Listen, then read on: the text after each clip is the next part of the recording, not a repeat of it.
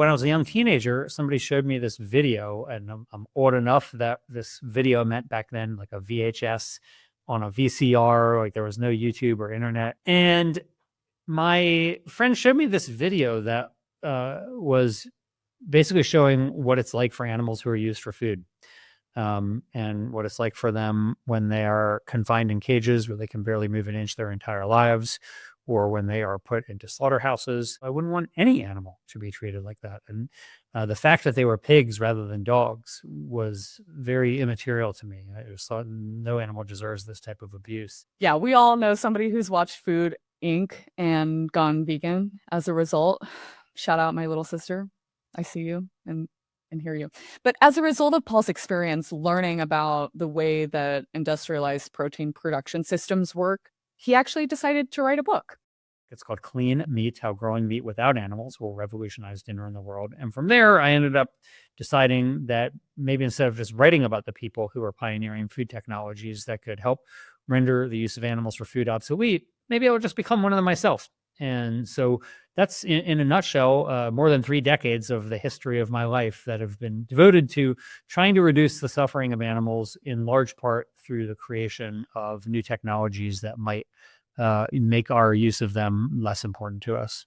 So this is the next evolution of protein. Not really a revolution and not a total replacement, but the exploration of a viable alternative protein that could either complement or coexist as a protein supply without taxing the environment that we already have is, I think, something really cutting edge. And unfortunately, not many people are jumping on it. I don't know why. But according to Paul, much like we evolved from using whale oil to kerosene, from horses to carts to cars, adopting alternative proteins like mycoproteins is simply really the next step in the evolution of mankind and really pet food.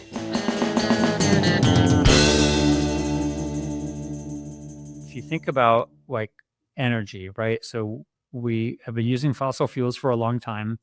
Now we want to move away from fossil fuels. And there's lots of different ways that we could do that. We could use wind energy, solar energy, geothermal energy, nuclear energy, and so on. Well, similarly, there's lots of different ways that we can try to recreate the meat experience without animals. One of them is plant-based meat, so taking crops like soybeans or wheat or peas and converting them into things that taste like animal meat.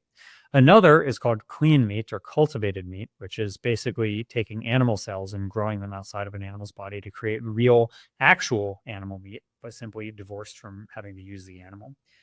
And then the third is what we at the Better Meat Co. do, which is instead of using plants and instead of using animals, we use fungi.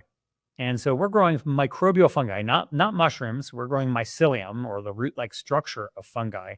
And that fungi that we grow, which we call rhiza mycoprotein, is not only has a very meat-like texture, but it also is packed with protein and fiber.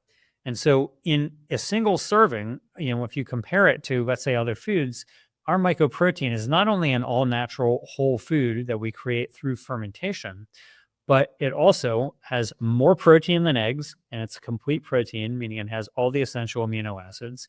It's got more iron than beef, more zinc than beef, more potassium than bananas, more fiber than oats. It is a true superfood. And so you get all the things about meat that you want: texture, protein, iron, zinc, but you don't get the things about meat that you don't want: animal cruelty, saturated fat, cholesterol, environmental degradation, and more. And so as we look into the future and we see that more and more humans are going to be on the planet, we have 8 billion of us today, and there's going to be 10 billion of us in another 25 years. The question is, how are we going to feed all of us, right? All these people are going to want to eat meat. And so the question is, how can we produce enough food and enough protein for these billions of people who are going to be on the planet and the rest of us too? And the reality is that we cannot do this by going big with animal agriculture. We have to do it by going small with microbial agriculture. So the name of the game for sustainable innovation, and I'm going to get a little nerdy here. So fast forward if you need to, but this is some juicy tea and you're going to want it. So just bear with me here. It's life cycle analysis, or LCA.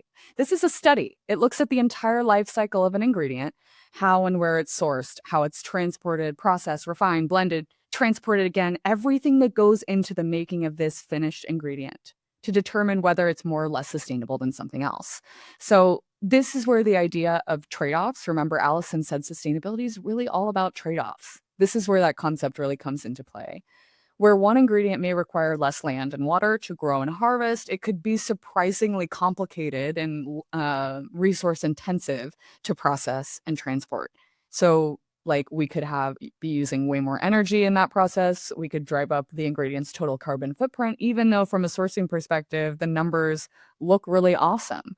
So that's what makes it super, super important for any brand that's seeking some kind of sustainability claim or some kind of sustainability swap, like an ingredient swap, to do the research, to do the comparative study through the LCA, to figure out exactly what those trade-offs are and how to inform the decision that we're going to make on how we're going to move forward. Because you don't know until you know. And then when you know, you can make a more informed decision. Anyway, the Better Meat Company has done the LCA. It's done its homework on mycoprotein, and they found some pretty compelling sustainability benefits from the ingredient. Life cycle analyses show that mycoprotein takes up a tiny fraction of the resources needed to raise cattle for food, as an example, like literally 99% less land, and far fewer greenhouse gas emissions and more. And so even if you aren't concerned about the treatment of the animals who we are farming, if you want more space for wildlife, right? If you want to have more wild spaces where wildlife can exist in their habitat, we shouldn't be cutting down all of these trees so that we can graze cattle or grow crops for farmed animals. Instead, we can leave these forests intact or reforest them and just grow mycoprotein instead. And so this is one of the best ways that I can see, at least, in order to reduce our own footprint. So, when in doubt, ask for those LCAs. Show it. Let's see it. Let me see them LCAs. And if they don't have it, they aren't working on one, but continue to make these bold, sexy sustainability claims, time out, red flag, no way.